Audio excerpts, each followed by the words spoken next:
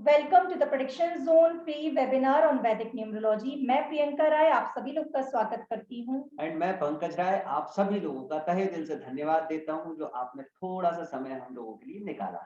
Thank you. तो आज हम लोग वैदिक न्यूमरोलॉजी के बारे में आप सीखने आए हैं। कुछ लोगों ने उसका नाम भी सुना होगा, वैदिक न्यूमरोलॉजी नाम सुना है कुछ लोगों ने, और कुछ लोगों ने थोड़ा बहुत कई वीडियोस वगैरह देखे होंगे। कुछ हो सकता है कहीं से आप लोगों ने ये वेबिनार वगैरह अटेंड करे होंगे। तो और कुछ ऐसे भी होंगे जिनको बिल्कुल भी कुछ नहीं, न्यूमरोलॉजी का एन भी नहीं पता होगा। तो हम सभी लोग को भी यहाँ पे इस प्लेटफॉर्म पे लेकर आए हैं और हम थोड़ा सा अपनी तरफ से भी कुछ आज कोशिश करेंगे कि आप लोग कुछ सीख कर जाएं। अभी आप लोग को सभी लोग को ये स्क्रीन दिख पा रही है? आप लोग मतलब ये हाँ जी आके बता सकते, कोई भी एक्शन मुझे बता सकते हैं? हाँ जी दिख रही है। दिख रही है। Thank you. तो थोड़ा स्क्रीन थोड़ा सा बड़ा करें, वर्ड्स नहीं दिख रहे। जी जी जी वर्ड्स नहीं दिख रहे। जी जी मैम, अब ओके है ma'am? Is it okay ma'am now? हाँ जी एकदम ठीक है। चलिए ठीक है, अब स्टार्ट करते हैं आज हम लोग अपना सेशन। जो लोग बिल्कुल बेसिक, जिनको कुछ भी नहीं आता है कल का, उनको भी सीखने को मिल जाएगा कि क्या है, कैसे क्या काम करता है, किस तरह से हमारी ये फील्ड, किस तरह से न्यूमरोलॉजी एस्ट्रोलॉजी किस तरह से काम करते हैं, किस तरह से हम उसमें आगे बढ़ते हैं।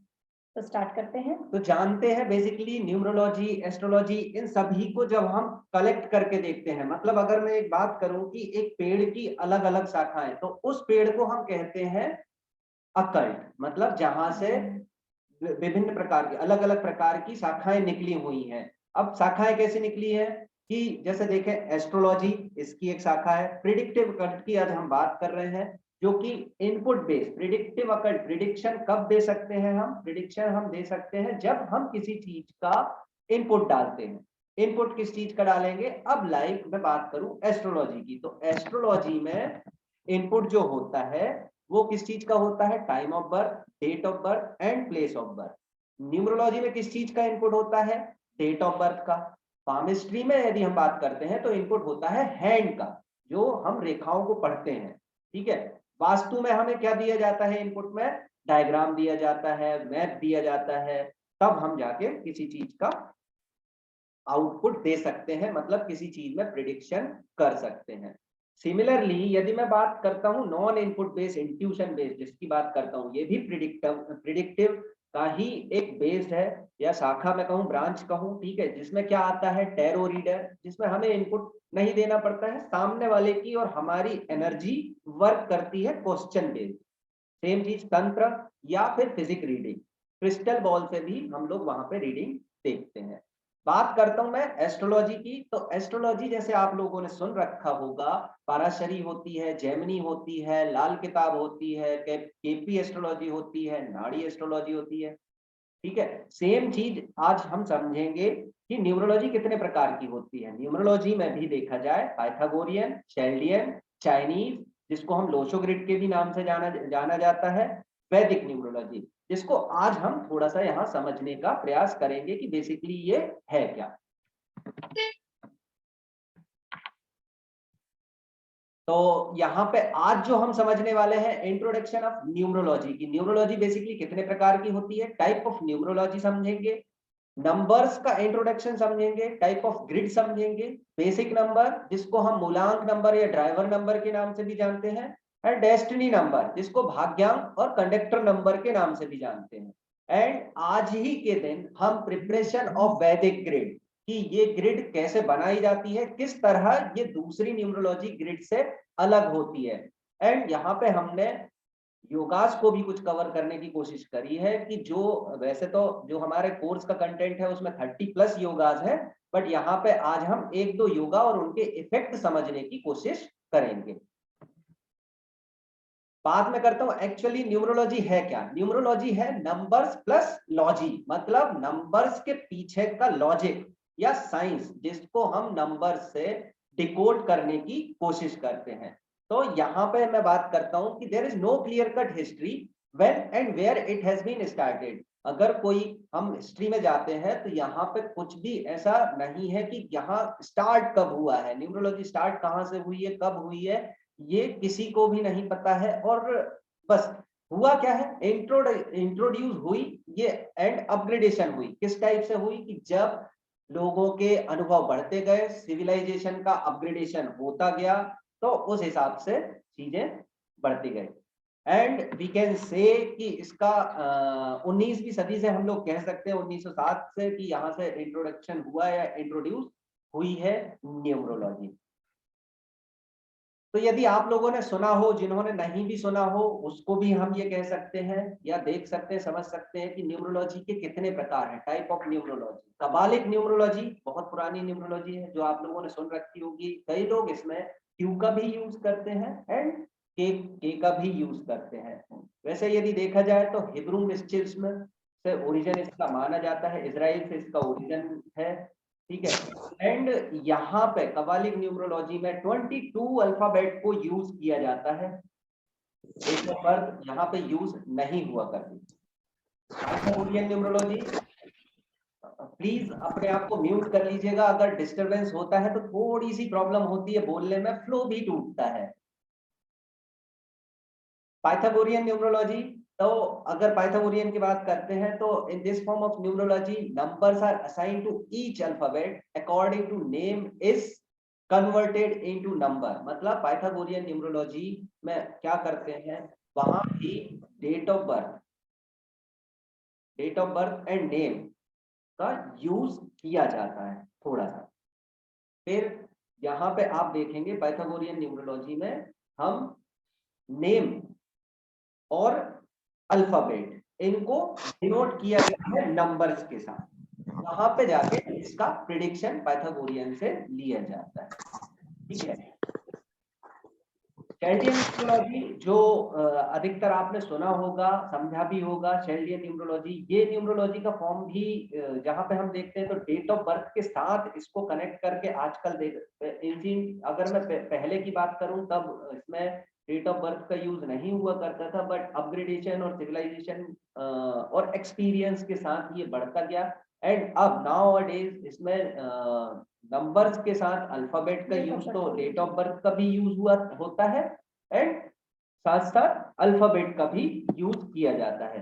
बेसिकली अगर हम देखते हैं तो ये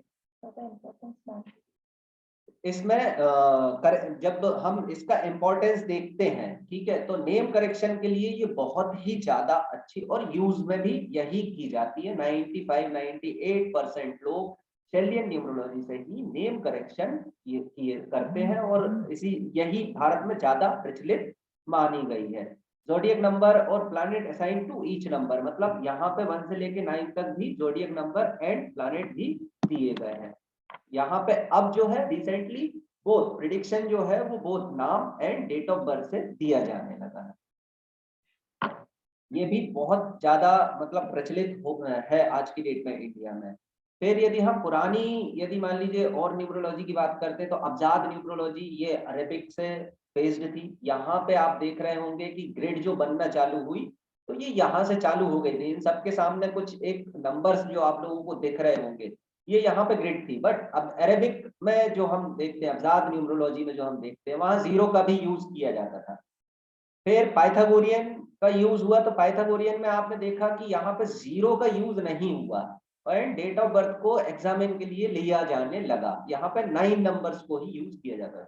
फिर मैं यहाँ बात करता हूँ चाइनीज न्यूमरोलॉजी। चाइनीज मतलब जो लोशो ग्रिड का आप बहुत ज्यादा नाम सुन भी पाते होंगे और देख भी पाते होंगे, तो वो लोशो ग्रिड का नाम चलता है।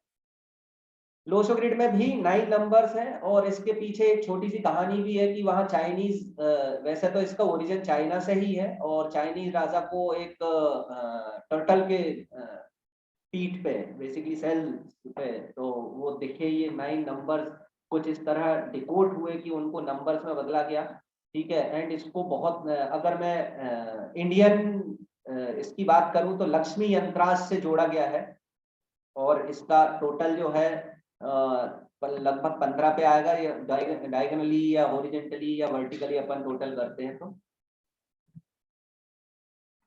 अब बात करता हूँ वैदिक न्यूमरोलॉजी की। तो वैदिक न्यूमरोलॉजी के लिए मैं कहूंगा कि प्रियंका मैम आए और वो आपको समझाएंगी कि वैदिक न्यूमरोलॉजी किस तरीके से इन सब न्यूमरोलॉजी से अलग है और क्यों हम इसका यूज ज्यादा करते हैं आज की डेट। देखिए वैदिक न्यूमरोलॉजी जो है ये ओरिजिनेट हुई है हमारे इंडिया से, और इसकी जो मेन प्रिंसिपल्स, जो इनके मेन रूल्स चलते हैं, वो हम देखा जाए तो ये कहीं ना कहीं एस्ट्रोलॉजी, जिसको हम ज्योतिष कहते हैं, वहां से वो बनी हुई है। उसके जो मेन प्रिंसिपल उस पे बेस्ड हैं। उसके जो इस वैदिक न्यूमरोलॉजी में जो हम लोग प्रिंसिपल्स यूज करते हैं वो एस्ट्रोलॉजी या ज्योतिष के हिसाब से ही चलते हैं।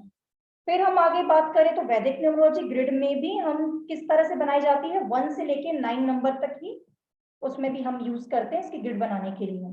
फिर जो ये 1 से लेके जो 9 नंबर तक होते हैं, ये सारे नंबर्स एक एक प्लैनेट को डिनोट करते हैं, जिस तरह से दूसरी न्यूमरोलॉजी में भी हम डिनोट करते हैं। इसी तरह से वैदिक न्यूमरोलॉजी में भी 1 से लेके 9 नंबर तक के सारे नंबर्स को अपना अपना एक प्लैनेट दिया गया है। तो इसके बाद अगर मैं बात करूं तो मैंने बोला principles and philosophy of analysis is quite similar to astrology. तो यहाँ से बात की गई है, जो हम यहाँ पे प्रेडिक्शन करते हैं या एनालाइज करते हैं। मैं एक सभी लोग से रिक्वेस्ट करना चाहूंगी, प्लीज आप लोग अपने एंड से अपने आप को प्लीज म्यूट कर लीजिए प्लीज, क्योंकि बोलने का फ्लो ना टूट जाता है थोड़ा सा। ठीक है, चलिए। तो अब यहाँ पे अगर मैं बात करूं कि यहाँ पे एनालिसिस करते हैं, देख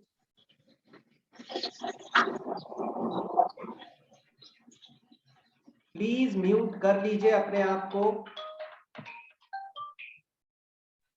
सर नहीं तो आप वहां से म्यूट कर लीजिए, प्रॉब्लम हो रही है। जिनको अनम्यूट करना है बाद में ऑप्शन दे सकते हैं ना। जी जी हाँ मैम, नहीं तो फिर स्ट्रिक्टली करना पड़ेगा। अभी आप लोगों को कंट्रोल दे रखे हैं सभी लोगों को। नहीं सर आप कर दीजिए, आप कर दीजिए सर, कर दीजिए सर। ये एक भी नहीं सुन रहा, इनको कर दीजिए सभी को आप म्यूट कोई वहां भी से। मैम आप उधर से ही कर दीजिए, बाद में हम पूछ लेंगे क्वेश्चंस। ऑप्शन रख दीजिए मैम। जी मैम, जी थैंक यू।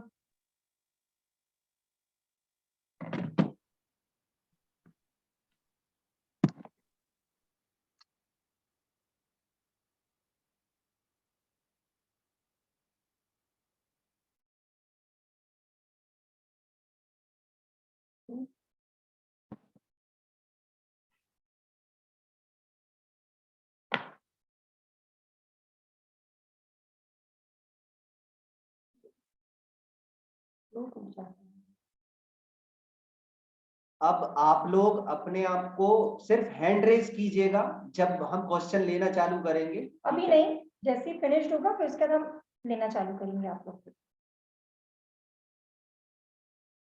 चलिए, जैसा कि मैं बता रही थी कि जो इसके प्रिंसिपल्स, अभी आप लोग को स्क्रीन दिख रही है, स्क्रीन शेयर हो गई है मेरी तरफ से। बस हैंड रेज करके बता दीजिए या चैट बॉक्स में लिख दीजिए। Yes, okay okay, thank you Tejashwi जी।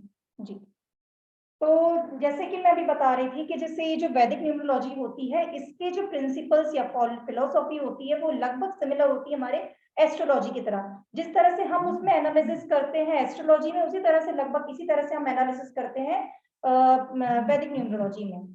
अब मैं बात करूं, लिखा है जैसे date of birth gives the basic traits of natives like the basic horoscope in astrology. जिस तरह से हम एस्ट्रोलॉजी में हम एक बेसिक हॉरोस्कोप बताते हैं एक किसी व्यक्ति का, तो उसी तरह से हम डेट ऑफ बर्थ को देख करके उसी तरह से बेसिक ट्रेट्स उस व्यक्ति के बताते हैं। यहाँ पे हम बेसिक ट्रेट्स किसके देख के बताते हैं, डेट ऑफ बर्थ को देख के। वहां हम उसका बेसिक हॉरोस्कोप देख के हम उसके ट्रेट्स बताते हैं। ठीक है, फिर आगे बढ़ूं मैं, फर्दर एनालिसिस या predictions is based on the formation and the cancellation of combinations या कंजक्शन, या हम जिनको कहते हैं योगा इन वैदिक ग्रिड। अब मैं यहाँ बात कर रही हूँ, जैसे कि हमने बताया कि वैदिक न्यूमरोलॉजी कुछ तो डिफरेंट है सभी न्यूमरोलॉजी से। इसमें फिर क्या डिफरेंट है, जैसे कि मैं यहाँ बताऊंगी। जो अब बेसिक ट्रेड्स तो हम सभी लोगों सभी चीजों में हम पढ़ते हैं, बेसिक ट्रेड्स निकालना या बेसिक एनालिसिस करना। अब आगे बात करूं, किसी की प्रेडिक्शंस करना, पास्ट फ्यूचर प्रेजेंट की जो हम करते हैं वो किस तरह से बेस्ड होती है। कभी हमारे जो जैसे हम एस्ट्रोलॉजी में होते हैं हमारे कंजक्शंस, हमारे योगास होते हैं, युति होती है। इसी तरह से हमारे वैदिक न्यूमरोलॉजी में भी कंजक्शंस होते हैं, योगास होते हैं, या जिसको हम कहते हैं युति होती है। उसी के ही बेस्ड पे जब वो बनते हैं या बिगड़ते हैं या खत्म हो जाते हैं, उस तरह से हम अपनी वैदिक न्यूमरोलॉजी में प्रेडिक्शंस करते हैं, एनालिसिस करते हैं फ्यूचर का, पास्ट फ्यूचर प्रेजेंट का। ठीक है, जिस तरह से हम एस्ट्रोलॉजी में करते हैं। और ये जो हमारे जैसे जो फॉर्म होते हैं, जो योगास या कैंसिल होते हैं या बिगड़ते हैं या कुछ अच्छे हो जाते हैं, तो वो किस तरह से होते हैं, जब हमारी कोई दशा आती है, अंतर्दशा आती है, प्रत्यांतर दशा आती है, उन नंबरों की। क्योंकि हम यहाँ पे क्या पढ़ रहे हैं, नंबर्स के बारे में पढ़ रहे हैं। हम एस्ट्रोलॉजी में कुछ अलग तरीके से निकालते हैं, पर उसी तरह से जैसे उसमें दशा अंतर्दशा प्रत्यांतर निकाली जाती है, इसमें भी हम दशा अंतर्दशा प्रत्यांतर दशा के हिसाब से हम इसमें प्रेडिक्शंस करते हैं। यहाँ पे हमारे योगास फॉर्म होते हैं, कैंसिल होते हैं और कुछ अच्छे हो जाते हैं, कई बार बिगड़ जाते हैं उन नंबर्स की दशा अंतदशा प्रत्यांतर दशा में आने की वजह से। Like the way it is done in the Vedic astrology based on dasha antardasha pratyantardasha of planets, aspects, combination of planets और horoscope। जिस तरह से एस्ट्रोलॉजी में हम दशा अंतदशा प्रत्यांतदशा निकालते हैं, प्लैनेट्स क्या ये कॉम्बिनेशन जब उनके बनते हैं या जो होते हैं हॉरोस्कोप में, उसी तरह से वैदिक न्यूमरोलॉजी में सेम वही उसी प्रकार से होता है। ओके, वेट,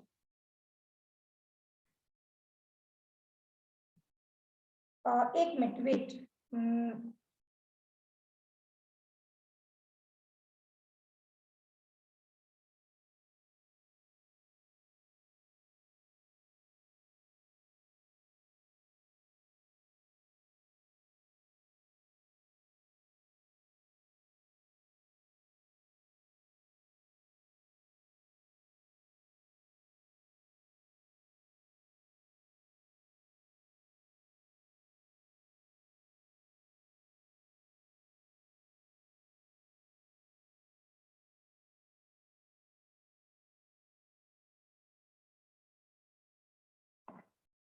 तो वैदिक न्यूमरोलॉजी का अगर हम ओरिजिनेटेड देखते हैं तो ये कहाँ से, इंडिया से मानी गई है। हम मान सकते हैं कि इसका जो ओरिजिन है वो हुआ है इंडिया से, राइट।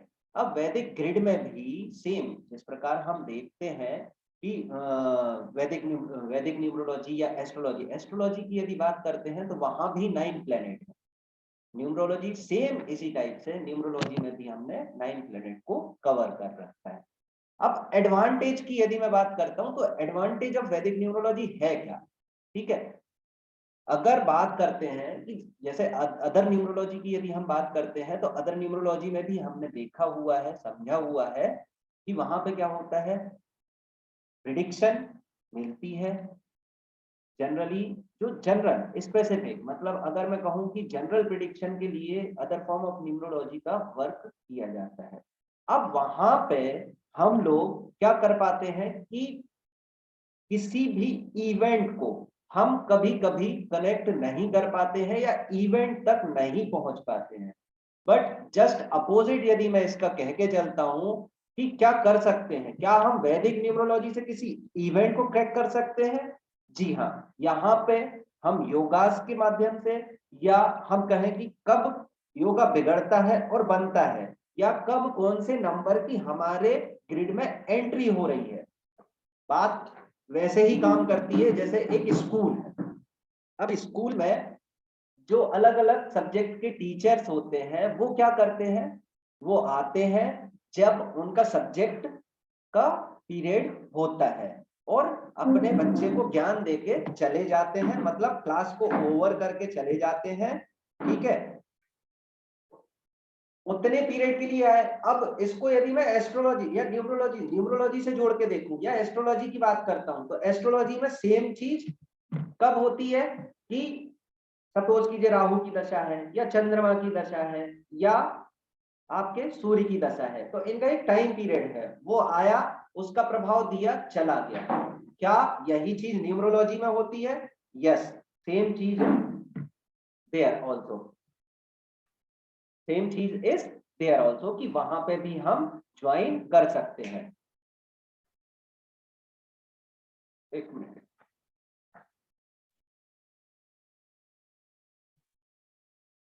तो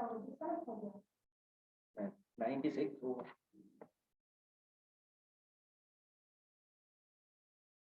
कहाँ पे पहुंच रहे हो लाइव?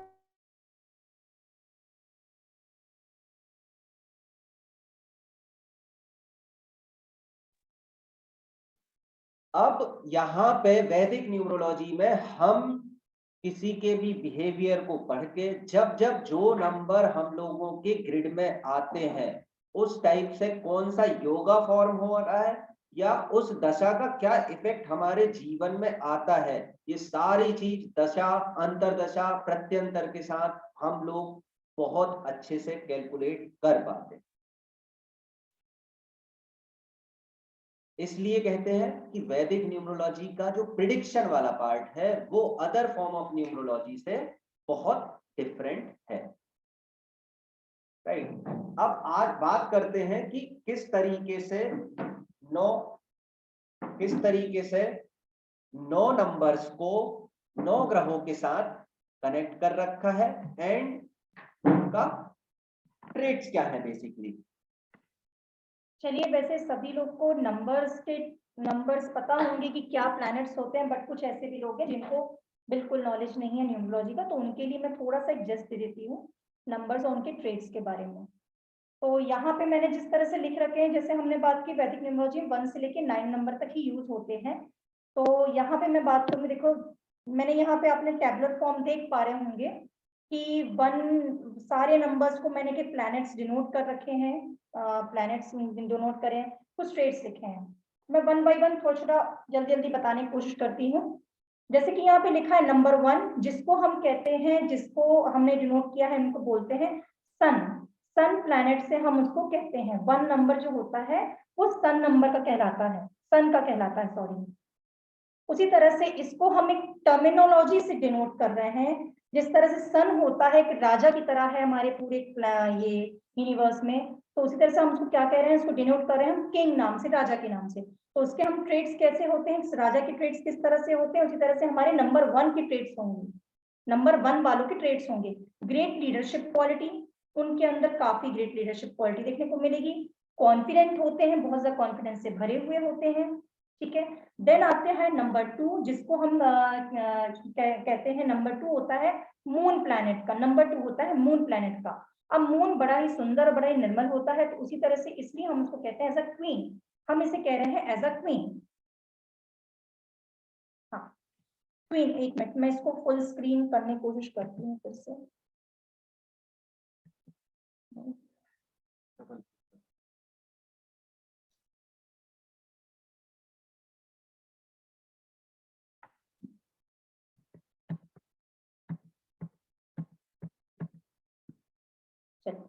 जिस तरह से हम सन को हमने किंग कहा था, इसे हम यहाँ मून को हम कह रहे हैं क्वीन। इसको हम अगर दिमाग में रखेंगे नंबर 2 क्वीन को, तो हमें इसके ट्रेड्स भी याद रहेंगे। अब यहाँ पे हमने कुछ जनरल ट्रेड्स हैं, जैसे क्वीन के जो होते हैं या मून के हम जो बोलेंगे, इमोशनल होते हैं ये लोग, सेंटिमेंटल होते हैं, काफी ज्यादा अट्रैक्टिव होते हैं, बहुत ज्यादा क्रिएटिव होते हैं इन नेचर। फिर नंबर 3 का होता है, नंबर 3 हम कहते हैं जुपिटर का प्लैनेट, जुपिटर प्लैनेट का होता है नंबर 3। तो इसको हम डिनोट करते हैं कौन से टर्मिनोलॉजी से, एडवाइजर। जुपिटर मतलब गुरु, गुरु क्या होता है, एडवाइजर होता है, आपका ट्रेनर होता है, आपका टीचर होता है।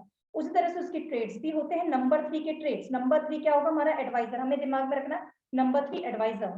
तो हम क्या हो गया यहाँ पे, उसके ट्रेड्स क्या क्या हो गए, गुरु होते हैं, एज अ ट्रेनर होते हैं, हमेशा हंग्री ऑफ नॉलेज होते हैं। जो ये नंबर 3 वाले होते हैं वो हमेशा आपको कहीं ना कहीं, अगर मैं बात करूं, शायद अगर यहाँ 99 लोग अगर हमारे साथ हैं, तो समझ लीजिए इसमें काफी ज्यादा लोग के, आपके 70% लोग के इसमें 3 नंबर तो देखने को मिलेगा ही मिलेगा, क्योंकि कुछ ना कुछ यहाँ नॉलेज मिल रहा है। तो ये लोग नॉलेज के भूखे होते हैं एक तरह से देखा जाए तो। फिर आता है नंबर 4। नंबर 4 हमारा होता है राहु का। बाकी ये राहु प्लैनेट तो नहीं है, छाया ग्रह होता है, पर तब भी हम यहाँ पे जो हम इसको हम यहाँ डिनोट करते हैं 4 नंबर को राहु से। तो राहु एक तरह से हम जैसे कहते हैं, ये नॉर्मल भी हम नॉर्मल लैंग्वेज में बोलते हैं, राहु से सब लोग डरते हैं, डरने वाला नंबर नहीं है। हम यहाँ पे इसको डिनोट करते हैं सडननेस से, डरने वाला नंबर नहीं है। कोई भी चीज इन जैसे लोग के साथ अचानक होती है, कुछ चीज सडननेस ज्यादा होती है हम लोग के जीवन में, इसलिए 4 नंबर को हम डिनोट कर रहे हैं सडननेस। आपके दिमाग में होना चाहिए सडननेस का। फिर होता है इसके ट्रेड्स क्या होते हैं, इन लोग ट्रैवलिंग काफी ज्यादा करते हैं और ट्रैवलिंग करने के शौकीन भी होते हैं। फिर थोड़े से ये लोग कंफ्यूज होते हैं, जो 4 नंबर वाले होंगे थोड़ा सा इनका नेचर जो रहेगा वो कंफ्यूजिंग जैसा रहेगा, कंफ्यूज रहते हैं कुछ चीजों में। पर जैसा कि मैंने बोला कि नंबर बुरा नहीं होता है, ये 4 नंबर जो होता है, ये जो बड़े बड़े अगर आप रिसर्चर्स को देखेंगे तो उनके अंदर आपको उनका ये मूलांक भाग्यांक जिसको हम कहते हैं, वो जरूर आपको 4 नंबर मिलेगा ही मिलेगा, जो बड़े बड़े रिसर्चर्स अगर आप ढूंढ के निकालेंगे तो। फिर आता है नंबर 5। नंबर 5 किस चीज का होता है, मर्क्यूरी प्लैनेट का होता है, बुध का होता है। इसको हम यहाँ डिनोट कर रहे हैं एज अ मनी नंबर। तो नंबर 5 जब भी आएगा हमारे दिमाग में मनी नंबर होना चाहिए। और एक और बात कहूंगी, जो जो लोग अलग अलग न्यूमरोलॉजी फील्ड से आए हैं, अभी जो हमने वहां सीखा था, अभी हम थोड़ी देर के लिए उसको बंद कर देते हैं, और जो हम यहाँ सीख रहे हैं, जिन नंबर्स को डिनोट कर रहे हैं, उसको अभी हम ग्रैस्प करने की कोशिश करते हैं। तो नंबर 5 जैसे कहीं कुछ और न्यूमरोलॉजी में कुछ और तरीके से होता है, यहाँ हम इसको डिनोट करते हैं मनी के टर्मिनोलॉजी से हम इसको डिनोट कर रहे हैं। अब मनी के नंबर से है तो हम जो नंबर 5 वाले होते हैं, ये लोग काफी ज्यादा अच्छे बिजनेसमैन कहलाते हैं, काफी ज्यादा अच्छा बिजनेस माइंडेड होते हैं ये लोग, बिजनेस आइडियाज काफी अच्छे अच्छे होते हैं, और ये लोग थोड़े मनी माइंडेड पर्सन भी होते हैं। फिर आता है नंबर 6। नंबर 6 होता है वीनस प्लैनेट का। वीनस प्लैनेट वैसे ही बड़ा सुंदर होता है, खूबसूरत होता है, अट्रैक्टिव होता है। वीनस जो हम देखते हैं चमकदार होता है, तो इसी तरह से हम क्या कहेंगे, 6 नंबर होता है लग्जरी का। Venus means luxury, 6 number means luxury, ये हमारे दिमाग में होना चाहिए। नंबर 6 जहां आया तो वो हमें अपने आप आ जाना चाहिए, हाँ भाई लग्जरी का नंबर आ गया वो, ठीक है। तो अब यहाँ पे हमारे कुछ कॉमन कैरेक्टर जैसे मैं बताऊंगी, यहाँ पे होते हैं इंजॉयमेंट का नंबर होता है, अट्रैक्टिव होते हैं ऐसे लोग काफी ज्यादा, और ये लोग थोड़े से ब्रांड कॉन्शियस होते हैं, ब्रांड कॉन्शियस थोड़े होते हैं। अगर ब्रांड नहीं पहन पाते हैं तो जो चीज को भी अगर लोकल मार्केट में कुछ लेके आएंगे तो उसको इस तरह से कैरी करते हैं कि वो एज अ ब्रांडेड और बहुत सुंदर लगता है, जैसे कोई बड़े डिजाइनर का कोई कपड़ा पहना हुआ है। अब अगर मैं बात करूं 7 नंबर की, नंबर 7 की, तो वो प्लैनेट होता है केतु का। केतु भी प्लैनेट नहीं है, छाया ग्रह है, तो यहाँ तभी हम यहाँ पे उसको एज अ प्लैनेट ही ले रहे हैं। 7 नंबर होता है केतु का। तो अब यहाँ पे कुछ लोग केतु को बहुत बुरा मानते हैं, लेकिन हम यहाँ पे इसको डिनोट कर रहे हैं as a luck number, lucky number. Lucky number मतलब लक, 7 नंबर मीन्स लक। तो 7 नंबर हमारे इसमें क्या लेके आता है, स्टेबिलिटी लेके आता है, ठीक है। आपके जीवन में स्टेबिलिटी, जो जिनके इसमें सिंगल 7 होगा, उनके इसमें जरूर आपको स्टेबिलिटी देखने को मिलेगी। डीप थिंकर होते हैं, काफी ज्यादा गहरी सोच रखने वाले होते हैं, गहरी सोच रखते हैं हर चीज, कोई भी टॉपिक को लेके। फिर आगे बढ़ती हूँ मैं नंबर 8 के लिए। नंबर 8 होता है सैटर्न प्लैनेट का, जिसे हम कहते हैं शनि ग्रह। तो अब शनि हम जैसे ही सभी लोग जानते हैं कि वो कर्म फल के लिए होता है, तो यहाँ पे हम इसलिए नंबर 8 अगर हमारे दिमाग में आए तो हम क्या याद रखेंगे, हार्ड वर्क। तो यहाँ पे हम मैं इसके ट्रेड्स अगर मैंने छोटे 2 लिखे हुए हैं, 8 नंबर है, यहाँ पे इसका ट्रेड है गॉड बिलीवर। ये लोग गॉड बिलीवर होते हैं, काफी ज्यादा हार्ड वर्किंग भी होते हैं, स्पिरिचुअल होते हैं, थोड़े सॉफ्ट नेचर के भी होते हैं। फिर आगे मैं आती हूँ नंबर 9 के लिए। नंबर 9 होता है मार्स का, जो कि मंगल का होता है। वैसे ही हम जानते हैं मंगल मीन्स काफी तेज और एनर्जी से भरपूर होता है। तो यहाँ पे 9 नंबर हम किस टर्मिनोलॉजी से इसको डिनोट कर रहे हैं, एनर्जी से, एनर्जी, ठीक है। अब यहाँ पे मैं अगर उसके ट्रेड्स की बात करूं तो ये लोग काफी ज्यादा करेजियस होते हैं, कॉन्फिडेंट होते हैं, ब्रेव होते हैं, बोल्ड नेचर के होते हैं काफी ज्यादा, ठीक है। मैम यहाँ वैदिक न्यूमरोलॉजी में हम उसको 7 नंबर एज अ लक लेते हैं, जो कि हम आगे उसके बारे में स्टडी करेंगे। यहाँ तो उनमें ज्यादा डिटेल्स नहीं कर पाऊंगी, बट यस हमें यहाँ पे याद रखना है 7 नंबर मीन्स लक का नंबर, स्टेबिलिटी का नंबर होता है। दूसरे न्यूमरोलॉजी में उसको यस शायद कुछ और तरीके से डिनोट किया था, पर यस वैदिक न्यूमरोलॉजी में उसको हम स्टेबिलिटी का नंबर मानते हैं। चलिए अब मैं नेक्स्ट स्क्रीन में आती हूँ। अब ये जो आप अपने स्क्रीन के सामने देख पा रहे हैं, ये कहलाती है हमारी वैदिक ग्रिड, वैदिक न्यूमरोलॉजी ग्रिड, या वैदिक अंक ज्योतिष की कुंडली, वैदिक अंक कुंडली। अगर आप देख पा रहे हैं तो इसको प्लीज आप लोग छोटे से इसमें नोट कर लीजिए, क्योंकि ये हमें याद रखना पड़ता है। अगर हमें वैदिक ग्रिड सीखनी है बनाना, या वैदिक न्यूमरोलॉजी कुछ प्रेडिक्शंस करना सीखना है, तो हमें ये न्यूमरोलॉजी ग्रिड बनानी आनी चाहिए, और ये हमारे नंबर्स दिमाग में होने चाहिए। जैसे कि 319 675 284, और से करस्पॉन्डिंग प्लैनेट के हमने जो बैकग्राउंड में कलर्स दिख रहे हैं हर एक नंबर के पीछे, तो जो हमने पहले जो हमने पढ़ा हुआ था ना, जो नंबर्स के प्लैनेट, उन जो प्लैनेट्स के जो कलर्स होते हैं उनको हमने यहाँ पे रंगित किया हुआ, कलर किया दिया हुआ है। ओके, चलिए अब यहाँ पे आप लोग प्लीज इसको नोटिंग कर लो, आप लोग कहीं भी, है ना, क्योंकि ये याद रखना बड़ा जरूरी होता है। अगर आप लोग वैदिक ग्रिड बनाना सीखने आए ना, तो ये ग्रिड तो आप लोग को दिमाग में होनी चाहिए। 319 675 284 ये रटी हुई होनी चाहिए। कलर्स रटे हुए नहीं है चलेगा, वो हम बाद में रट लेंगे, पर नंबर्स हमें रटे हुए होने चाहिए, ठीक है। आप लोगों ने नोटिंग कर लिया तो मैं आगे बढ़ा दूं स्क्रीन को। थम्स अप कर दीजिए, थम्स अप दे दीजिए, चैट में यस लिख दीजिए, एनीथिंग, कुछ भी, पर प्लीज नोट कर लीजिए, क्योंकि आज हम आप लोगों को ये ग्रिड बना के बनाना सिखाएंगे। ठीक है, ओके। आप अपनी ग्रिड खुद बनाएंगे। चलिए अब मैं आगे बढ़ती हूँ, नेक्स्ट स्क्रीन लेके जाती हूँ। अब हम लोग यहाँ जो सीखने आए हैं, जैसे कि सभी लोग, जैसे 100 पीपल्स हैं यहाँ पे, और कुछ लोग के मेरे पास मैसेज आ रहे हैं कि ये फिल हो चुकी है और कुछ लोग ऐड नहीं हो पा रहे हैं, तो रियली उन लोग को सॉरी बोलना चाहूंगी। अब मैं, मुझे नहीं मालूम था कि 100 के ऊपर हो जाएंगे कुछ लोग, तो ठीक है। अब मैं यहाँ, हम लोग सब लोग सीखने आए हैं, वैदिक ग्रिड बनाना सीखने आए हैं। तो अब वैदिक ग्रिड बनती कैसी है, ठीक है। तो अब वैदिक ग्रिड बनाने के लिए हमें क्या क्या चीजों की जरूरत पड़ती है, जैसे कुछ भी बनाने के लिए हमें कुछ चीजों की जरूरत पड़ती है, नॉमिनल कुछ चीजें इंग्रेडिएंट्स चाहिए होते हैं। इसी तरह से हमें यहाँ पे 3 चीजें बनाने की जरूरत है, 3 चीजें चाहिए होती है। पहला होता है डेट ऑफ बर्थ, जो कि हमारी खुद की, हम अगर हम अपना खुद का बना रहे हैं तो भी हम खुद की बना रहे हैं, तो पहले हमारी डेट ऑफ बर्थ। सेकंड हमारा होता है बेसिक नंबर। थर्ड होती है हमारी डेस्टिनी नंबर। ये 3 चीजों की जरूरत पड़ती है। तो इन 3 चीजों को हम किस तरह से लेते हैं, किस तरह से बेसिक नंबर निकलता है, किस तरह से डेस्टिनी नंबर निकलता है, उसको हम सीखते हैं आगे। चलिए, अब डेट ऑफ बर्थ तो सभी लोग के पास होता है, पहला वाला जो हमारा था, है ना। तो अब सेकंड नंबर जो हम बोलते हैं बेसिक नंबर, तो बेसिक नंबर कहाँ से बनता है, किस तरह से बनाया जाता है, कैसे निकालते, कैसे कैलकुलेट करते हैं, वो हम सीखते हैं। अब बेसिक नंबर कुछ नहीं है, जो आपकी डेट जो होती है ना, जिस दिन आप पैदा होते हैं, डेट होती है, वही आपका बेसिक नंबर होता है। अब कैसे निकालते हैं तो देखते हैं। सबसे पहला मैंने एग्जांपल ले रखा है 2 नवंबर 1987। अब नवंबर 1987 को फिलहाल छोड़ देते हैं बेसिक नंबर के लिए। जो आपका डेट ऑफ बर्थ है ना, डेट 2 नंबर है यहाँ, सेकेंड नंबर, सेकेंड, तो ये जो 2 नंबर अगर सिंगल है तो वो आपका बेसिक नंबर कहलाएगा। ठीक है, मैं ये नोटेशन खोल देती हूँ। ये जो आपका ये है ना, ये आपका बेसिक नंबर कहलाएगा। ठीक है, तो यहाँ का बेसिक नंबर क्या हो गया, 2 हो गया। ओके, सेकेंड एग्जांपल मैंने लिया है 13 सितंबर 1992। सितंबर 1992 को फिलहाल हम छोड़ देते हैं। अब यहाँ आती हूँ मैं डेट ऑफ बर्थ के लिए। तो डेट क्या है हमारी, 13 है, तो अब यहाँ आगे भी 2 डिजिट्स। अब इसके लिए हम क्या करेंगे, तो 2 डिजिट जहां भी आ जाती है किसी भी बर्थ डेट में, तो हम उसको ऐड कर देते हैं और सिंगल डिजिट पे लेके आते हैं। ठीक है, अब यहाँ पे है 13, तो इट मीन्स 1 + 3 = 4। तो यहाँ हमने सिंगल डिजिट पे इसको लेकर आया, हमारा क्या आया, 4 आया, तो ये हमारा निकल गया बेसिक नंबर 4। ठीक है, अंडरस्टूड। इसका थर्ड मैंने एक और एग्जांपल ले रखा है 29 मई 1999। फिर यहाँ पे मैं बोलूंगी मई और 1999 को भी छोड़ देते हैं। बेसिक नंबर निकाल रहे हैं तो हमें सिर्फ बर्थ डेट की जरूरत पड़ेगी। तो क्या है हमारी बर्थ डेट, 29। अब यहाँ पे क्या हो गया, 2 + 9 = 11। अब फिर यहाँ 2 डिजिट्स आ गई, मैंने इनको प्लस किया, तो वो जो 2 डिजिट्स आई ना, उसको फर्दर फिर से हम ऐड करेंगे।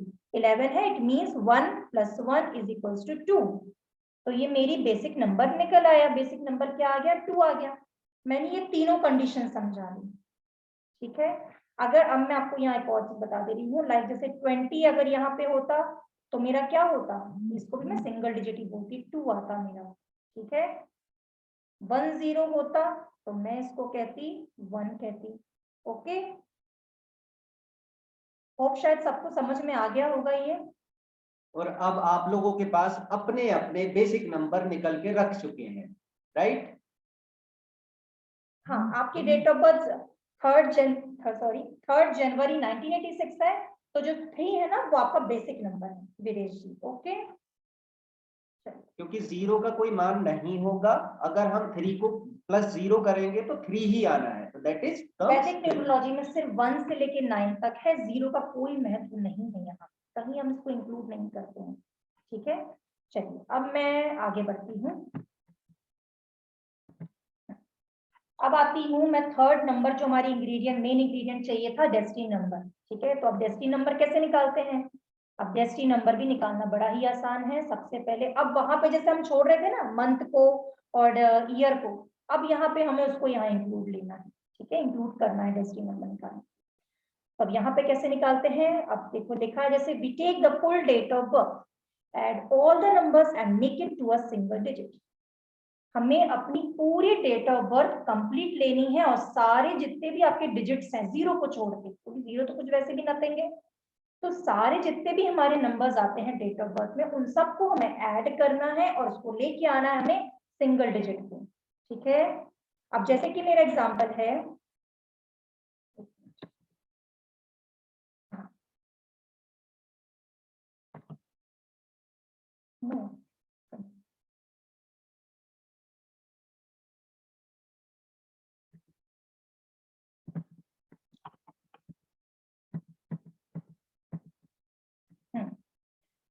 मेरे यहाँ पे मैंने एग्जांपल ले रखा है फर्स्ट नंबर लाइक 5 अगस्त 1982, 581982। तो यहाँ जितने भी डिजिट्स हैं, जितने भी इसमें नंबर्स हैं ना, वो सारों को हम ऐड कर लेंगे। लाइक मैंने यहाँ किया है 5 + 8 + 1 + 9 + 8 + 2, तो उसका सम क्या आता है मेरा 33 आता है। 33 अब 2 डिजिट्स हो गया, तो मैंने क्या कहा था, इसको सिंगल डिजिट पे लेके आना है। हम कोई भी काम करेंगे सिंगल डिजिट पे लेके आएंगे। तो यहाँ क्या हो गया 3 + 3 = 6। ओके, तो हमारा डेस्टिनी नंबर निकल के आ गया 6। अंडरस्टूड। अब मैं नेक्स्ट एग्जांपल लेती हूँ, प्रिपरेशन ऑफ ग्रिड। ये आप लोग को क्लियर हो गया डेस्टिनी नंबर हमें कैसे निकालना है।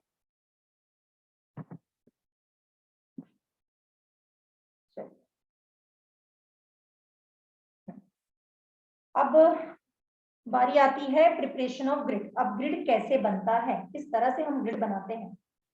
हमारे पास तीनों चीजें होंगी, डेट ऑफ बर्थ हो गया है, फिर हो गया हमारा सेकंड नंबर बेसिक नंबर आ गया है, थर्ड नंबर हमारा डेस्टिनी नंबर आ गया। अब हम बनाना स्टार्ट करते हैं। सबसे पहले हम ये रूल्स देख लेते हैं भाई क्या क्या करते हैं हम लोग। सबसे पहला रूल होता है हमारा कोई भी ये हमारी वैदिक न्यूमरोलॉजी ग्रिड बनाने का। जो हमने ग्रिड बनाई थी ना 3 1 9 6 7 5 2 8 4 जो हमने नोट करी थी, है ना, तो बस वो नंबर्स को हमें ध्यान रखना है वो कहाँ कहाँ पे प्लेस्ड है। और जो हमारे डेट ऑफ बर्थ में जितने भी नंबर्स हैं except the century number. Century number क्या हो गया, लाइक 1981 का 19 हो गया, 2020 का 20 हो गया, ठीक है, 2019 का 20 हो गया, 2000 में कुछ भी नहीं होगा, ठीक है। एक मिनट,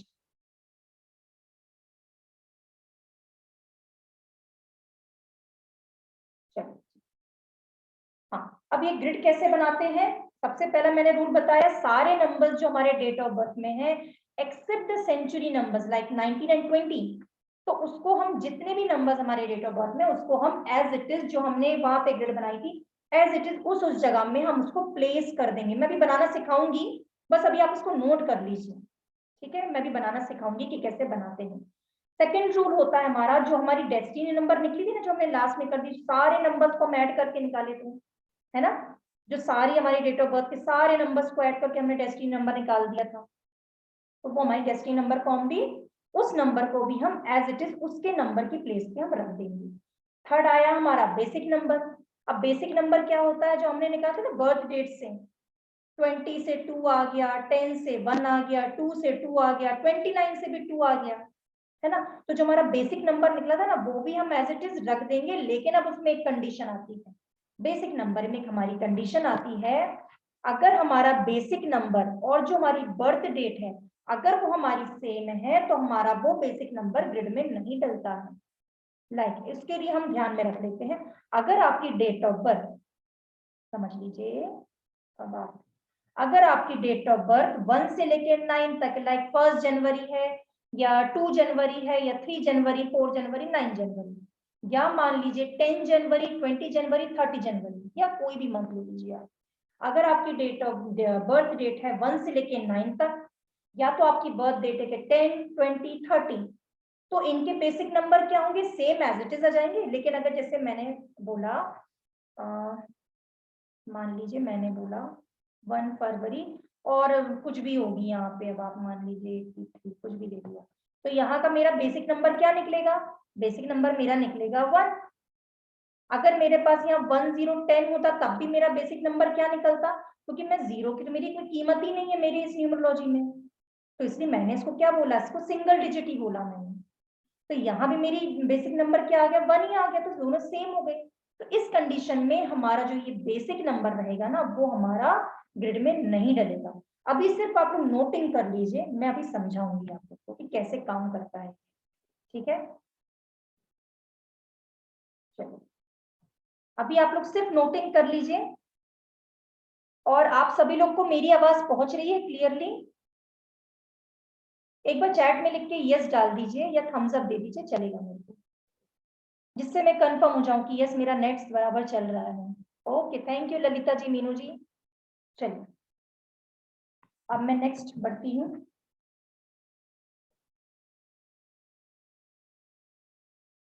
ये ग्रिड बनाई कैसे जाती है, चलिए अब मैं आप लोग कोई भी एक डेट ऑफ बर्थ दे दीजिए तो मैं उसका बना के दिखाती हूँ। मैं फिलहाल प्रेडिक्शंस नहीं कर रही हूँ, 10, इसलिए 20 कोई या भी जिस 10 भी- वाली, 20 वाली, 1 वाली, कोई भी इस तरह से। मैं 2 टाइप के एग्जांपल्स ले लूंगी, 2 या 3 टाइप के, तो मैं उनको बना दूंगी। बस ठीक है, मिल गई मुझे एक डेट ऑफ बर्थ, तो मैं उसको बना के दिखा देती हूँ।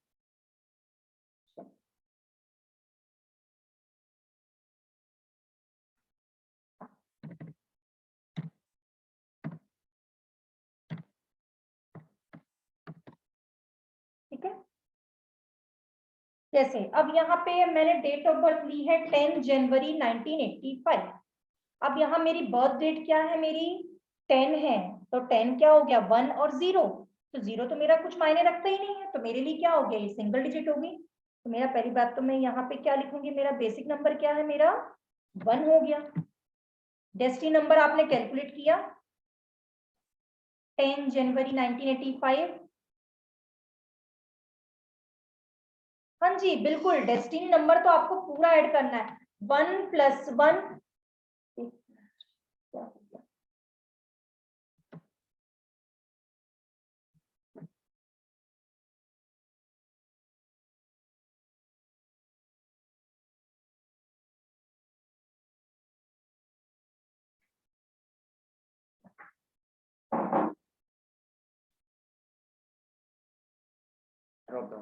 ओके, हाँ जी जी बिल्कुल। डेस्टिनी नंबर जब हम निकालते हैं तो उसमें सेंचुरी नंबर काउंट होगा, ठीक है। क्योंकि आपने अगर देखा होगा जो मेरी लास्ट स्लाइड थी, मैंने उसमें लिखा हुआ है, ये देखिए, take full date of birth, add all the numbers and make it a single digit. ठीक है, मैंने एग्जांपल में लेके समझाया भी था कि इसमें हमें ऐड करना है, डेस्टिनी नंबर निकालने के लिए हमें ऐड करना है।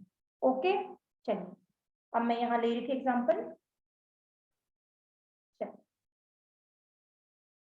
जी रहमत जी, क्या चीज का आंसर पूछ रहे हैं आप? मैंने शायद आंसर दिया है इस चीज का, ठीक है, बाद में हम लोग डाउट्स ले लेते हैं। चलिए अब यहाँ पे मेरा बेसिक नंबर क्या निकला, मेरा बेसिक नंबर निकला 1। फिर मेरा डेस्टिनी नंबर क्या निकला, यहाँ पे 1 + 7 निकला है ना। ओके, 1 + 1 2, 2 + 1 3, 3 + 9 12, 12 + 8 20, 20 + 5 25, then 2 + 5 7, आ गया मेरा 7। ठीक है, अब मैं यहाँ पे ग्रिड में बनाना स्टार्ट करती हूँ। सबसे पहला हमने रूल जो आप लोगों ने लिखा था जब मैंने बताया था, तो पहला रूल था जितने भी डिजिट्स हैं आपके डेट ऑफ बर्थ में, लाइक यहाँ पे 10 जनवरी 1985 है, तो उसको सबको डालना है एक्सेप्ट द सेंचुरी नंबर। जब हम ग्रिड में डालने की बात करते हैं तो हमें ग्रिड में सेंचुरी नंबर नहीं डालना है, सिर्फ हमें ऐड करते समय ही डालना है।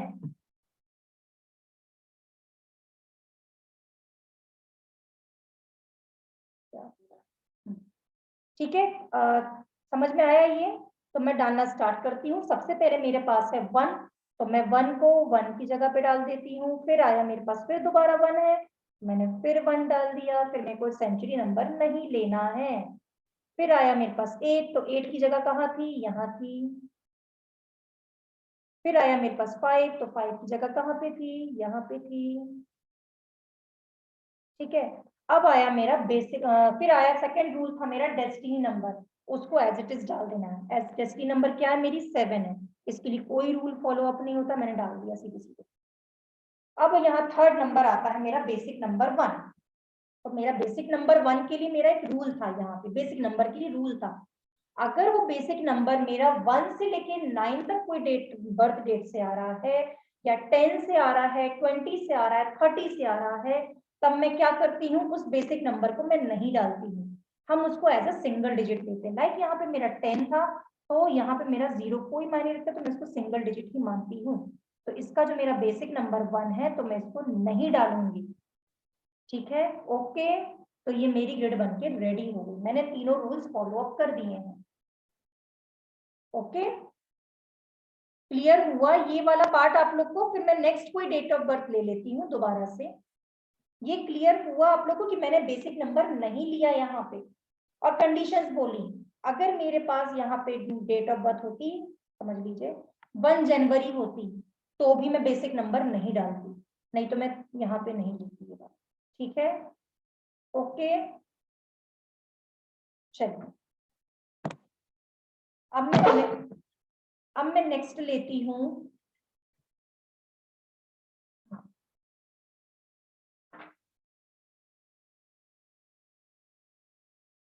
किसी की डेट ऑफ बर्थ ले लेती हूँ मैं। जी जी, सेंचुरी नंबर नहीं लेते हैं ग्रिड में डालते समय शालिनी जी।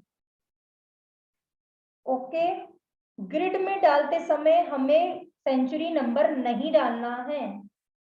ठीक है, मैं अभी एक और डेट ऑफ बर्थ ले रही हूँ, उससे आप लोग को फिर क्लियर हो जाएगा। लेकिन जब हम डेस्टिनी नंबर निकालते हैं तो हम लेते हैं उस समय पर। रहमत जी सेम एज इट इज होगा, जो आपका 3 नंबर है ना, ये 3 वाला है, तो बस 3 का हम बेसिक नंबर ऐड नहीं करेंगे, बाकी सब कुछ सेम वैसा ही होगा जैसा मैंने बताया। ठीक है, अब मैं एक डेट ऑफ बर्थ ले रही हूँ, चलिए ये वाली लेती हूँ। 21/11/1986।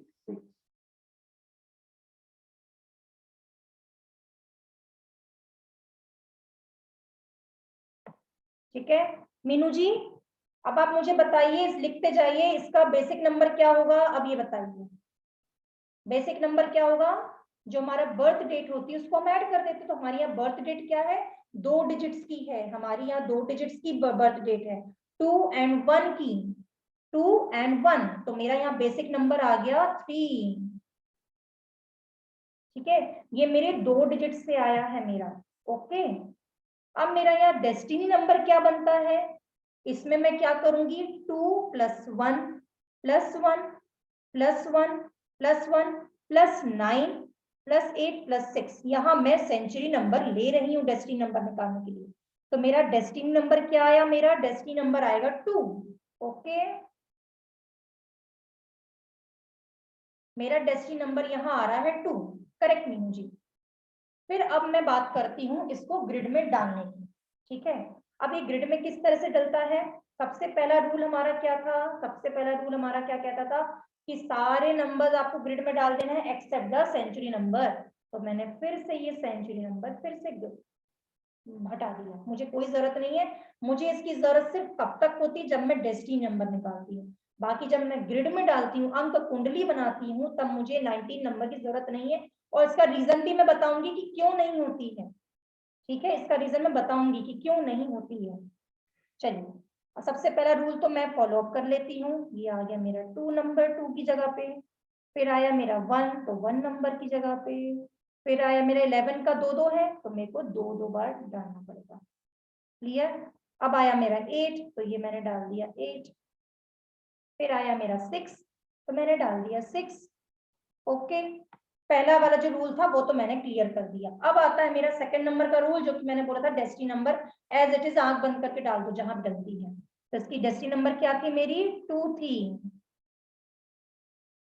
ठीक है, तो ये मेरी डल गया 2 नंबर मैंने। अब थर्ड नंबर आता है मेरा बेसिक नंबर। तो बेसिक नंबर में मैंने रूल बोला था, जब भी हमारी डेट ऑफ बर्थ, जो बर्थ डेट अगर हमारी होती 10, 20, 30 या 1 से लेके 9 नंबर तक, 1 2 3 4 5 6 7 8 9 मेरी डेट ऑफ बर्थ डेट है। ठीक है, बिल्कुल आएगा, आपके इसमें 3 बार आएगा जी, रहमत जी है ना, 3 मार्च नहीं, 3 बार नहीं, आपके इसमें 2 बार आएगा, 3 मार्च थी ना, 3 3। चलिए, अब मैं यहाँ की बात करती हूँ। तो यहाँ मेरा डेट ऑफ बर्थ जो है, मेरी बर्थ डेट है वो 21 है, ना तो मेरी ये 1 है, सिंगल डिजिट तो है ही नहीं, ना तो मेरी 20 है, ना तो मेरी 30 है, ना तो मेरी 10 है, तो मेरी ये 2 डिजिट से आ रही है, डबल डिजिट से मेरा बेसिक नंबर बन रहा है, तो यहाँ मैं डालूंगी 3। ठीक है, डाल दिया मैंने, ये क्लियर हुआ। यहाँ पे मैंने 3 क्यों डाला यहाँ का बेसिक नंबर, क्योंकि ये मेरा 2 डिजिट से आ रहा था, 21 से आ रहा था। ठीक है, लेकिन अगर ये मेरा इससे आता, समझ लीजिए, यहाँ का तो मैंने डाल दिया, पर यहाँ का मैं बेसिक नंबर नहीं डालती। ठीक है, अगर मेरा यहाँ 3 होता तो मैं यहाँ का बेसिक नंबर भी मैं नहीं डालती। डेट ऑफ बर्थ डलेगी जो हमने पहला रूल पढ़ा है, लेकिन बेसिक नंबर दोबारा में नहीं डलेगा इनमें, इन कंडीशंस में। ठीक है, क्लियर हुआ ये वाला, किसी की डेट ऑफ बर्थ लेनी है? सबको क्लियर हुआ है? ठीक है रहमत जी, आपकी date of birth date of मुझे बर्थ एक बार बताइए share रहमत कीजिए। जी। जी मैं क्लियर करती हूँ। जी जी बिल्कुल बिल्कुल। 3/3/1991। अब प्लीज कोई मैसेज मत कीजिएगा। हाँ 3/3/1991। 3/3 इसका बेसिक लिखिए रहमत जी, आप ही बताइए कितना आप है? बताइए इसका बेसिक नंबर क्या बनेगा रहमत जी?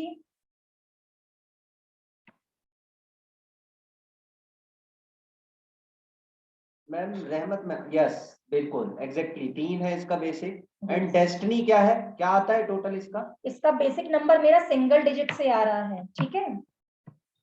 इसका डेस्टिनी नंबर आपने निकाला है 8, क्योंकि मैंने अभी कैलकुलेट नहीं किया है तो आप बता रहे हैं 8। ओके 17। ठीक है, मेरा आ गया डेस्टिनी नंबर 8। अब मैं बनाना सीखती हूँ उसकी ग्रिड। रहमत जी ध्यान से सुनिएगा। सबसे पहला मेरा रूल क्या था कि जितने भी डेट ऑफ बर्थ में जितने भी नंबर्स हैं सारों को मुझे डालना है एक्सेप्ट द सेंचुरी नंबर, ठीक है। तो सबसे पहला मेरा क्या है 3 है, तो ये मैंने डाल दिया 3, ठीक है। फिर आ गया मेरा मार्च का, 3 डाल दिया मैंने।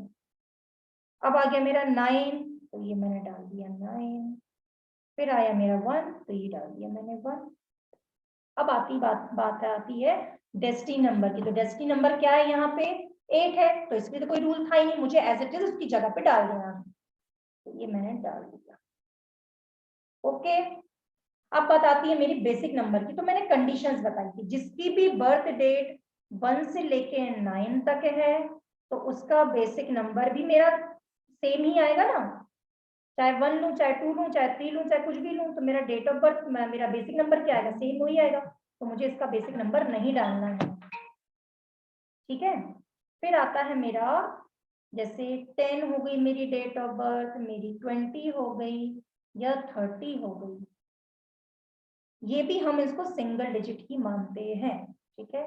तो इनका बेसिक नंबर भी सेम 1 2 3 आ जाएगा, तो यहाँ का मैं बेसिक नंबर नहीं लूंगी।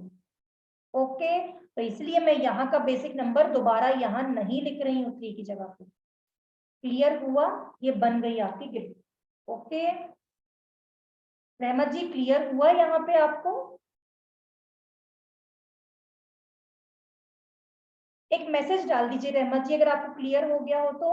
Okay thank you. सभी लोग को क्लियर हुआ है, सारे लोग को समझ में आया है?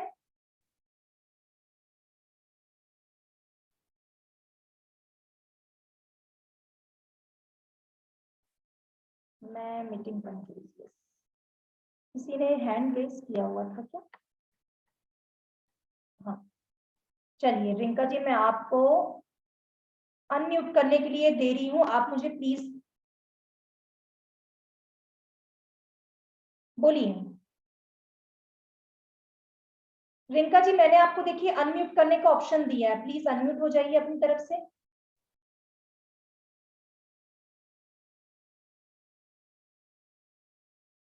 चलिए स्मृति जी आप अनम्यूट हो जाइए।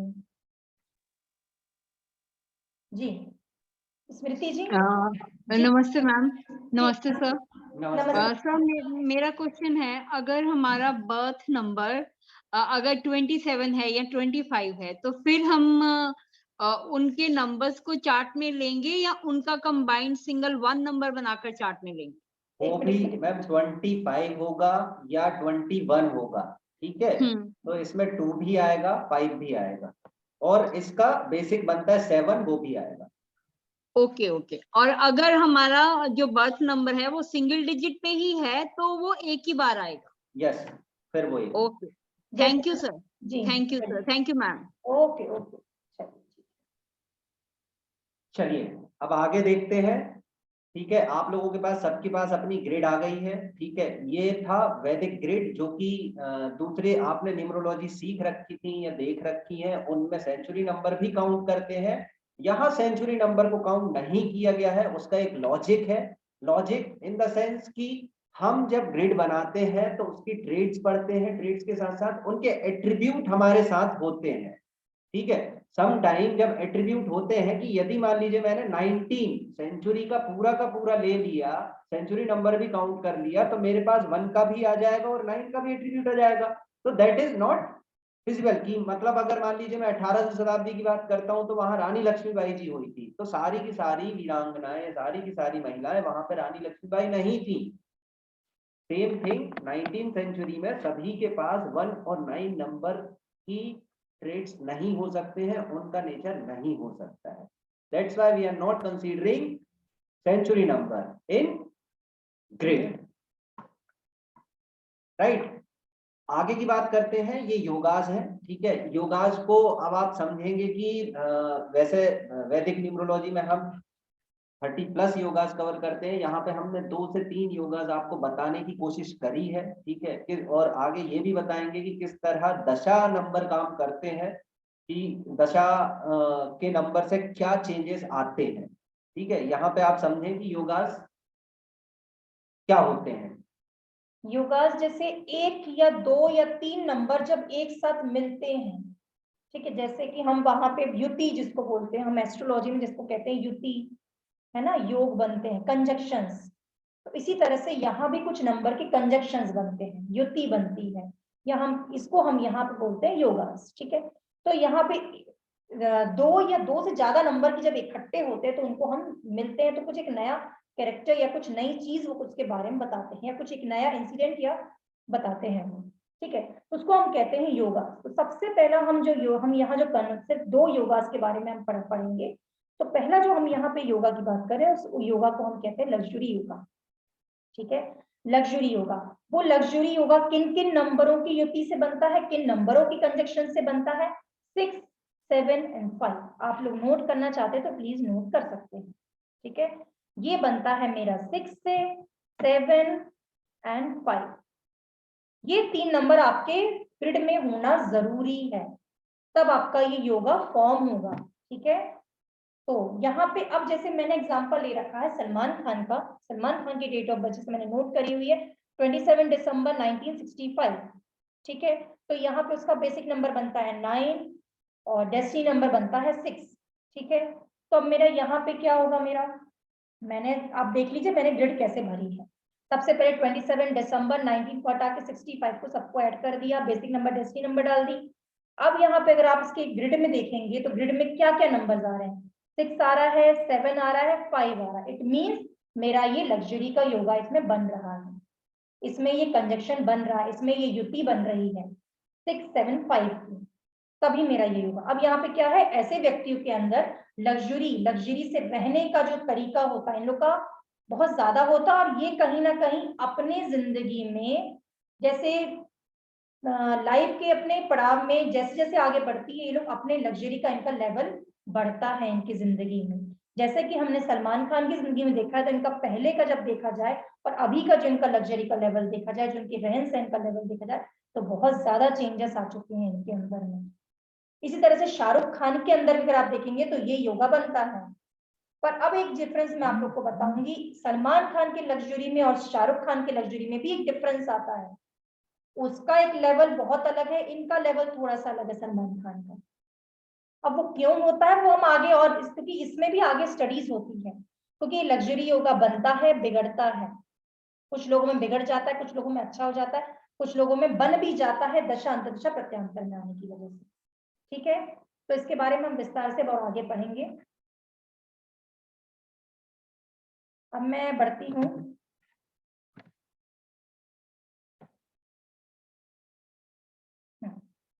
अब आता है योगा नंबर 2। अब ये योगा नंबर 2 क्या है, ये योगा है हमारा डिप्रेशन का, ओवर थिंकिंग का। जो लोग बहुत ज्यादा सोचते हैं, ओवर थिंकिंग करते हैं, या हम कहें शॉर्ट टर्म में थोड़े से सोसाइटल टेंडेंसी बढ़ जाती है जब बिगड़ जाता है योगा। तो इसमें घबराने की जरूरत नहीं है। मैं अभी फिर से मैं हर सारे वेबिनार में बोलती हूँ या जब मैं पढ़ाती भी हूँ, तो प्लीज आप लोग ये योगा देख के डरिएगा नहीं, अगर अपने खुद के या किसी और के योगा में आ रहा हो तो, ठीक है। ये डरने वाला योगा ऐसा नहीं है। मैंने यहाँ एग्जांपल लिया है इस योगा को समझाने के लिए। ये योगा कैसे फॉर्म होता है ये बता देती हूँ। ये योगा फॉर्म होता है 2 और 8 से, ठीक है। ये योगा फॉर्म होता है 2 और 8 के नंबर से मिलने से। जब आपके डेट ऑफ बर्थ में 2 और 8 रहेगा तो हमारा ये योगा फॉर्म होता है, ओवर थिंकिंग वाला योगा फॉर्म होता है। यहाँ 4 नहीं होना चाहिए, ठीक है। 4 होगा तो आपका ये योगा फॉर्म नहीं होगा, ये युति नहीं क्रिएट होती है।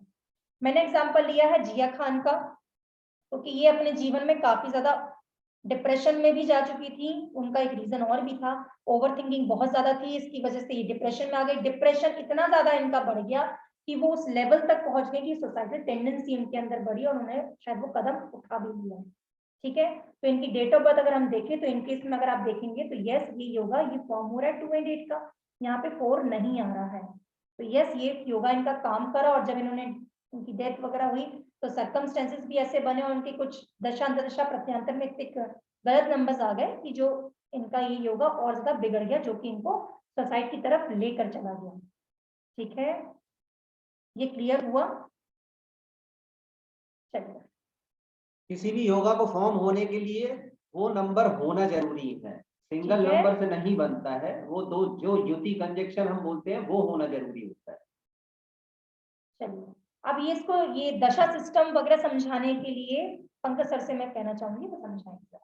दशा सिस्टम बेसिकली जो मैंने आपको बताया कि दशा सिस्टम जो होता है कि कोई भी नंबर ग्रिड में आता है और चला जाता है। जैसे मैंने आप लोगों को एग्जांपल दिया था किसका, स्कूल टीचर का, कि वो अपना सब्जेक्ट पढ़ाने के लिए एक टाइम पीरियड के लिए आते हैं और जब उनका सब्जेक्ट का टाइम पीरियड हो जाता है वो चले जाते हैं वहां से। सेम इसी चीज में मैं आप लोगों से ये पूछना चाह रहा हूँ, ठीक है, कि यदि किसी के डेट ऑफ बर्थ में जो हम 6 नंबर को देखते हैं, 6 नंबर आप लोगों ने जितने न्यूमरोलॉजी एस्ट्रोलॉजी ये सारी चीजें कर रखी है, विदाउट 6 नंबर क्या फिल्म इंडस्ट्री में या कहीं जाने में जा सकते हैं क्या हम विदाउट 6 नंबर के, या एंट्री पा सकते हैं क्या, हमारा अट्रैक्शन लेवल हो सकता है क्या?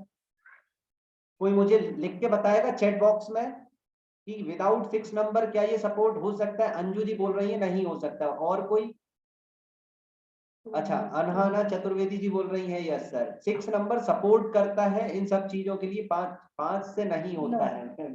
और 5 तो यहाँ पे और भी देखिए अट्रैक्शन वाले हमने 2 नंबर्स पढ़े थे ना, 5 पैसे का होता है मैम। अट्रैक्शन वाले नंबर में हमने देखा था, ठीक है, यस कुमार कार्तिकेय सर बता रहे हैं यस हो सकता है जब दशा दशा। है, बिल्कुल सही बात है। ठीक है, तो यहाँ यही बताने की कोशिश करी है कि अनुष्का शर्मा जी के साथ ऐसा क्या हुआ था कि वो फिल्म में एंट्री पा पाए और आगे बढ़ पाए। तो जब हम बेसिक ग्रिड की बात करते हैं, अनुष्का शर्मा जी का जो बेसिक ग्रिड जो हमने यहाँ पे डेट ऑफ बर्थ से देखा है, तो ये इनका बेसिक ग्रिड बनता है। आप लोग कोई भी बना के देख सकते हैं, यही बेसिक ग्रिड मिलेगा, जहां पे 6 भी नहीं था एंड कोई 2 भी नहीं था, जो उनको मतलब उनके अंदर इमोशन या अट्रैक्शन का लेवल बढ़ा रहे थे। पर एक टाइम पे उनकी दशा आई और यशराज, मतलब उनकी पहली ही फिल्म जो यशराज बैनर पे मिली थी और बहुत सुपर डुपर हिट गई थी, वो कब हुआ था? वो हुआ था नंबर 6 की दशा जब चल रही थी। नंबर 6 की दशा जब चल रही थी तब वहां उनका अट्रैक्शन लेवल भी बढ़ा और उन्होंने फिल्म में एंट्री का सोचा और वो सफल भी हो पाए और काफी सफल फिल्में भी दी है। ठीक है, अब एक टाइम पे चला भी गया, 6 चला भी गया। अब जो मैम बोल रहे थे या बता रहे थे वहां पे कि 7 नंबर को हम काउंट कैसे करते हैं लक से, तो 7 नंबर लक तो होता नहीं है। आप लोग अभी थोड़ी देर पहले ये बोला था, अंजू मैम बोल रहे थे 6 कहाँ से आया? मैम अंजू ये मैम दशा ये दशा से ही प्रत्यांतर आता है, दशा अंतर्दशा प्रत्यांतर और तीनों में ही आता है। दशा अंतरदशा प्रत्यंतर, दैट जो हम लोगों ने बताने की कोशिश करी थी आप लोगों को, उसकी कैलकुलेशन में यहाँ पे नो मैम, ये हम और इन लोगों course, yes in course course में हम लोगों का पूरा हम दशा अंतरदशा प्रत्यंतर तक आपको सारी चीजें बताते हैं। कोर्स की डिटेल भी इसके बाद में देंगे, अभी सिर्फ आपको ये बता रहे हैं कि ऐसा क्यों हुआ। ठीक है, अब आप ये देखेंगे कि 6 नंबर आई और 6 नंबर जब तक रहा वो अच्छे रहे और उनको फिल्मों में अच्छी एंट्री मिली भी, चलती भी रही।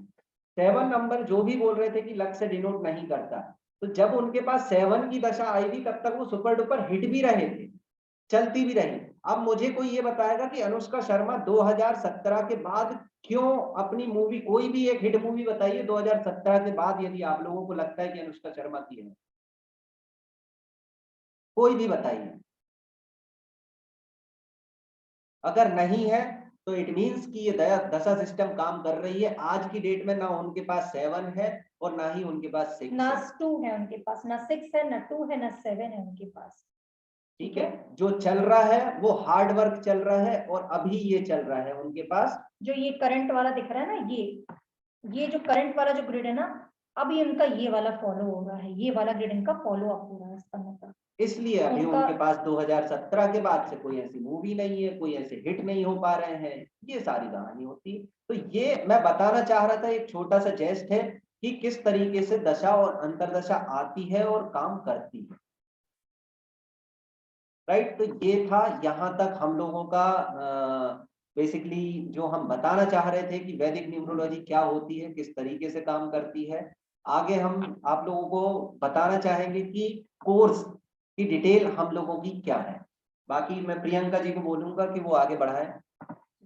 यहाँ तक आप लोग को क्लियर हो गया होगा कि हम किस तरह से क्या करवाते हैं, किस तरह से होती है ये वैदिक न्यूमरोलॉजी, किस तरह से काम करती है, किस तरह से दशा अंतदशा प्रत्यांतर हमारी जिंदगी में काम करते हैं। एक छोटे से एग्जांपल लेके समझाया, क्योंकि ज्यादा विस्तार से हम नहीं समझा सकते हैं 1 घंटे के वेबिनार में, है ना।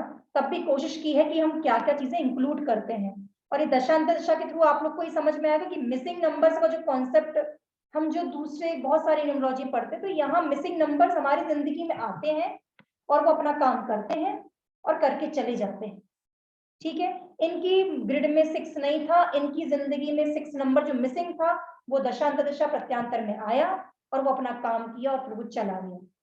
ठीक है, चलिए अब मैं आगे बढ़ाती हूँ कि जैसे कि अब इतना तो आप लोग को सब समझ में आ गया होगा, कोशिश करी हम लोगों ने थोड़ा बहुत समझाने की वैदिक न्यूमरोलॉजी के बारे में। अब मैं आप लोग को अपने जो हमारा ये जो हम कोर्स लॉन्च कर रहे हैं, ये हमारा होने वाला है 4th बैच होने वाला है। हमारा 3rd बैच अभी रनिंग है, खत्म होने पर है, एंडिंग हो गया है। और अब हमारा नया 4th बैच जो कि हमारा स्टार्ट होगा फरवरी के 1st वीक में हम स्टार्ट करेंगे। तो उस बैच के लिए हम कैसा क्या हमारा कोर्स का कंटेंट क्या रहेगा वो मैं थोड़ा सा बताने की कोशिश करती हूँ, और आप लोग को ये पीडीएफ में मिल जाएगी आप लोग को कोर्स के कंटेंट की। ठीक है, तो ये कोर्स का कंटेंट सामने आप लोग को अपनी स्क्रीन पे दिख रहा होगा। ठीक है, ये कोर्स हमारा होता है लगभग हमारा 15 डेज का होता है, 15 days and 1.5 hour each session हमारा जाता है। 1.5 हम बोलते हैं बट वो लगभग हमारा 2.5 जाता ही जाता है। 1 घंटे का बोलते हैं लेकिन लगभग वो हमारा 2.5 घंटे का हमारा एक सेशन जाता है। ठीक है, और मोस्टली हमारे जो टाइमिंग्स होते हैं वो टाइमिंग हमारा होता है 8 o'clock या 8:30, जैसा कि भी जो हमारी टीम बनती है तो जैसे मेंबर्स बोलते हैं उस तरह से हम ऊपर नीचे करते हैं। ठीक है, अब यहाँ पे अगर हम कोर्स कंटेंट देखें तो अगर आप लोग देख रहे होंगे लेक्चर 1 में जिस तरह से जिसे हमने बताया बेसिक नंबर्स के इंपॉर्टेंस है, सपोर्टिव नंबर्स, डेस्टी नंबर के सारे नंबर्स की ट्रेड्स बहुत अच्छे विस्तार से डिटेलिंग में की जाएगी आप लोग को।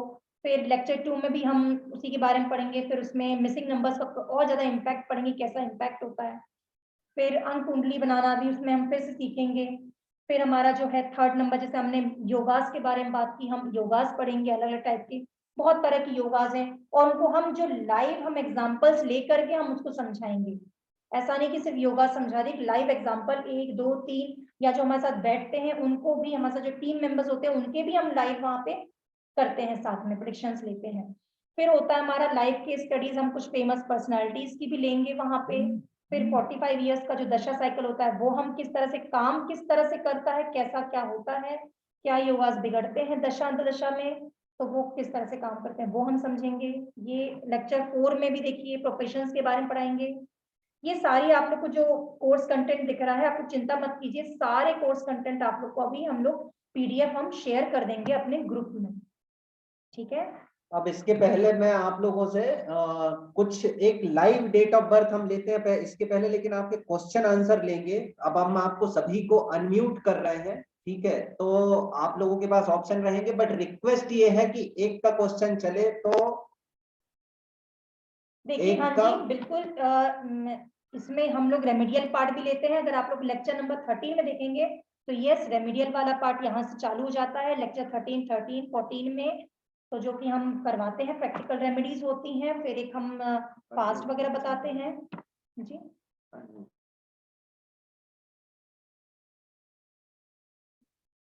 तो यहाँ रेमेडीज का पार्ट हम यहाँ कवर करते हैं, बिल्कुल करते हैं, और कितनी रेमेडीज का और यस नेम करेक्शन का भी काम करते हैं और कितनी काम करती है वो भी हम समझाएंगे। सबसे पहला हमारा मोटिव होता है कि हम प्रेडिक्शन करना सामने वाले व्यक्ति की कर पाए, जिससे कि हम सामने वाले के व्यक्ति के फ्यूचर जो आने वाले जीवन में क्या मुश्किलें आ सकती हैं, कब उसका वो कोई बिजनेस चालू कर सकता है, कब नहीं कर सकता, कब उसको पैसों का खतरा हो सकता है, कब उसके रिलेशनशिप टूट सकते हैं, क्या हो सकता है, वो हम सीखते हैं। सबसे पहले हम वो सीखने की कोशिश अच्छे से करते हैं, उसके बाद हम रेमेडियल पार्ट है। डॉक्टर अच्छे बन पाएंगे तभी तो दवाई अच्छी दे पाएंगे। और दवाइयों का अगर एक और चीज मैं कहना चाहूंगा कि इसमें आप ये सोचें कि ये बेसिक है, ये एडवांस है, ऐसा कुछ भी नहीं होगा। That is full and final course. इसके बाद वैदिक न्यूमरोलॉजी में आपको किसी भी चीज को देखने की जरूरत नहीं पड़ेगी।